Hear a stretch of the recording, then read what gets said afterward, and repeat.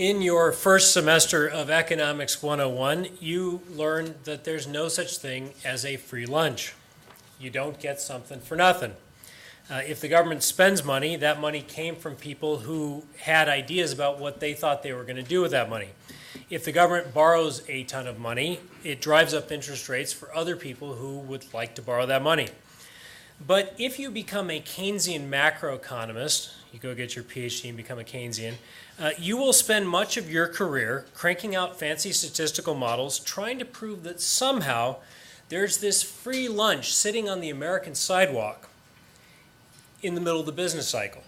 And you will find yourself arguing that if we just put the best and the brightest people in charge, which includes PhD economists like you, if we just put those people in charge, government fiscal stimulus is somehow going to reach out and grab that free lunch off the American sidewalk and feed it to the American people. But the reality is your Economics 101 teacher was right. There is no such thing as a free lunch. As economic historian Robert Higgs has explained, fiscal stimulus is like taking a bucket of water out of the deep end of the swimming pool, going over and pouring it into the shallow end of the swimming pool and expecting the average water level to rise. In the 138 years before the Great Depression, government did very little in this country in the way of stimulus. The result was an average real GDP growth rate of 4.1%. In the 68 years since the Great Depression, in an age of constant fiscal policy tinkering by government, the average real GDP growth rate has been 3.9%. I suspect that's going to go down for the last couple of years. But 4.1% before fiscal stimulus, 3.9% after fiscal stimulus. I'd love to claim victory on that one, but I think really the difference is it's too close to call. The fact is we don't have much to show for all this massive fiscal stimulus that we've done in various decades, and especially the 1930s and 40s. Of course, the Keynesian prescription is always that we didn't spend enough. Whatever number I show you, whatever crazy amount of spending that Japan did, oh, that wasn't enough. One huge problem we have is the knowledge problem. Is it really possible for economists and policymakers to acquire the knowledge of exactly where and how to spend money and in what quantities so as to maximize productivity and so as not to overreach and have damaging effects? Joe touched briefly on another question, which is what we call the interest problem. Even if our politicians and government bureaucrats can somehow figure out exactly what the right amount of money is and where to spend it, which I seriously doubt, there is no actual guarantee that they are going to spend the money that way. Look at, we'll go back to the New Deal for a moment.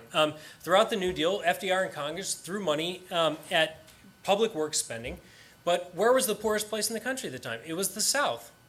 South got a relatively small amount of money out of that deal. Why?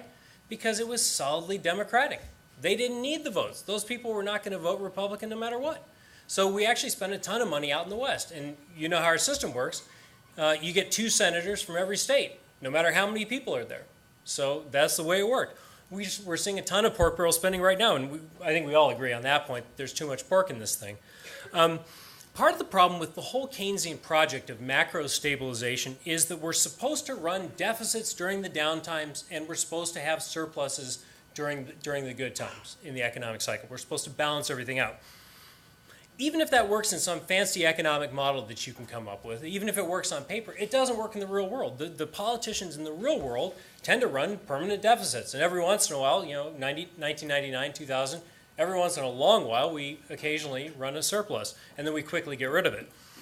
And of course, we push up the long-term interest rate because the government's borrowing so much money. It also means higher taxes eventually, because eventually we have to pay for all this stuff. Taxes or inflation, one way or another. To conclude, I want to point out that even the government economists working within the Keynesian framework do not believe that President Obama's package is going to be good for the American economy in the long run. The Congressional Budget Office, which is run by Democrats right now, has issued a recent report saying that while there will be, quote, a positive near-term effect, unquote, on GDP over the next couple of years, quote, the legislation will reduce output slightly in the long run, unquote. This should be fairly disturbing to all of us. We've got Keynesian economists working for the government, admitting that in 5 or 6 years, we're going to be worse off than we would have been without this stimulus. Now, I'm not sure I really think they have much of a crystal ball, but this is the other team. They're the guys suggesting that we do all this stuff. Maybe not those economists. But anyway, Keynes told us not to worry about all this long-run stuff because in the long run, as he said it, we are all dead. I think that's a sorry way to think about the world.